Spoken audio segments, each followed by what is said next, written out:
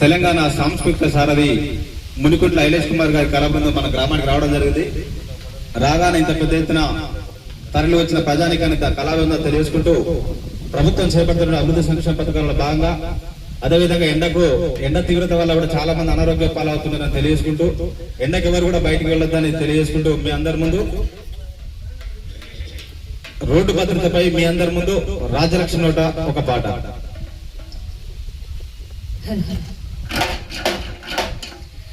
ఆగమాగము నువ్వు కాబోకురా, అదుపు తప్పి బండిని నడపబోకురా. ఆగమాగము నువ్వు